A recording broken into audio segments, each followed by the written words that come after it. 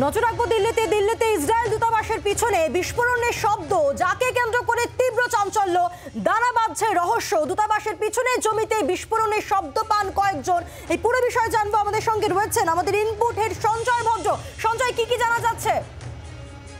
জানা গিয়েছে আজকে সন্ধ্যে ৬টা নাগাদ দিল্লি ফায়ার সার্ভিসের অফিসে একটি ফোন আসে। টেলিফোনে যিনি ফোন করেছিলেন তিনি জানান যে ইসরায়েলি দূতাবাস যেটা রয়েছে জামাকুপল্লী এলাকায়, যেটা সমস্ত ফরেন এম্বাসিগুলোর অফিসগুলো রয়েছে এবং তাদের থাকার বাসস্থানগুলো রয়েছে, সেই পুরী এলাকার ইসরায়েলি দূতাবাসের ঠিক পেছনের দিকে একটা ফাঁকা প্লট আছে, সেখানে একটি বিস্ফোরণ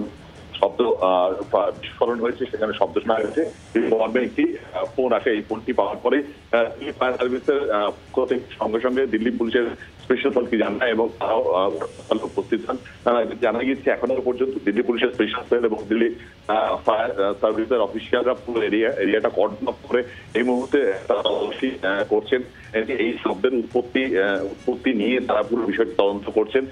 ঘটনাস্থলে যেটা জানা গিয়েছে সূত্র মারফত, যে ঘটনাস্থলে বেশ কয়েকজনকে পাওয়া গিয়েছে যারা এই আওয়াজের কথা তারা কিন্তু তদন্তকারী অফিসারদের বলেছেন যে তারাও শুনেছেন এই আওয়াজ, কিন্তু এই আওয়াজটি প্রকৃত অর্থে বিস্ফোরণের জন্য কোনো আওয়াজ কিনা না অন্য কোনো কারণে ঠিক ইসরায়েলি দূতাবাসের ঠিক পেছনেই এই ঘটনা, বিষয়টা অত্যন্ত স্পর্শকাতর পুরো বিষয়টি। সেই জন্য কি থেকে এই ঘটনাটি ঘটেছে বা এই আওয়াজটি কিসের জন্য বা এখানে শুধু আদৌ কোনো বিস্ফোরণ ঘটেছে কিনা সে জায়গাটাই পুরোপুরি কর্ডন অফ করে এই মুহূর্তে দিল্লি পুলিশের স্পেশাল সেল এবং দিল্লি ফায়ার সার্ভিস অফিসাররা রয়েছে, তারা পুরো জায়গাটিকে তল্লাশি করছেন এবং তারা এই মুহূর্তে তদন্ত করবেন।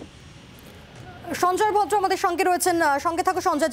এই মুহূর্তে যে ছবি আপনাদেরকে দেখাচ্ছি, দিল্লিতে ইসরায়েল দূতাবাসের পিছনে যে একটা ফাঁকা জায়গা, সেখানে এই শব্দ শোনা যায়, বিস্ফোরণের শব্দ পান কয়েকজন এবং যাকে কেন্দ্র করে তীব্র চাঞ্চল্য। তবে এই যে শব্দ শোনা গিয়েছে, এই শব্দ কিসের জেরে এই শব্দ, বিস্ফোরণ হয়েছে কিনা সেই সব কিছু খতিয়ে দেখা হচ্ছে। ঘটনাস্থলে রয়েছে দিল্লি পুলিশের স্পেশাল টিম। দিল্লিতে ইসরায়েল দূতাবাসের পিছনে শব্দ, যে শব্দকে কেন্দ্র করে তীব্র চাঞ্চল্য, এই শব্দ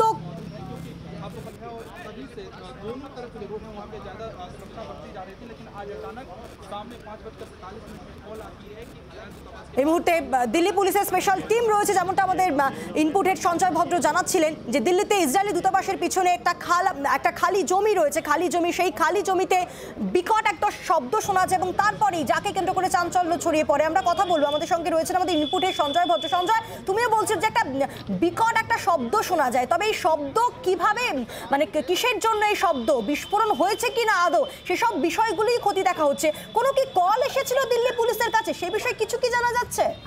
একেবারে যেটা বললাম, দিল্লি পুলিশের ফায়ার সার্ভিসের কাছে কলটি আসে এবং তারপরে তারা জানানো দিল্লি স্পেশাল সেলকে এবং আরো একটি জানা যাচ্ছে এই মুহূর্তে, সেটা দিল্লি পুলিশের স্পেশাল টিমের যারা অফিসিয়ালরা রয়েছেন তারা বলছেন যে ওই এলাকায় তদন্ত করার সময় তারা একটি রাসায়নিক দ্রব্যের গন্ধের অস্তিত্ব তারা পেয়েছেন এবং তারা বলছেন যে 100 মিটার পর্যন্ত আওয়াজ পাওয়া গিয়েছে। এই সংক্রান্ত তাদের কাছে কিন্তু প্রমাণ এই মুহূর্তে রয়েছে, কিন্তু বেশ কিছু জিনিসপত্র, দ্রব্যাদি চারপাশে ছড়িয়ে ছিটিয়ে রয়েছে, সেগুলো তারা সংগ্রহ করে দেখছেন যে কি থেকে এই ঘটনাটি ঘটেছে। এটি বিস্ফোরক রাখা হয়েছিল, পুরো বিষয়টি এখন তদন্তের এমবিডি রয়েছে। কিন্তু যেটা বলছে যে যেটা জানা যাচ্ছে সেটা দিল্লি পুলিশ স্পেশাল সেল সূত্রে যেটা জানা যাচ্ছে সেটা হলো যে এলাকায় কিন্তু রাসায়নিক দ্রব্যের কিন্তু গন্ধ রয়েছে এবং আওয়াজ প্রায় 100 মিটার দূর পর্যন্ত শোনা গিয়েছে। বেশ কয়েকজন আওয়াজ শোনা গিয়েছে, এরকম কয়েকজন ব্যক্তির সঙ্গে তারা কিন্তু তাদের সাথে ভেরিফাই করতে পেরেছেন। এখন তারা এলাকা থেকে স্যাম্পল কালেকশন করছেন পুরো বিষয়টি তদন্ত করার জন্য। বাংলার আওয়াজ, বাঙালির আবেগ, জি 24 ঘন্টা।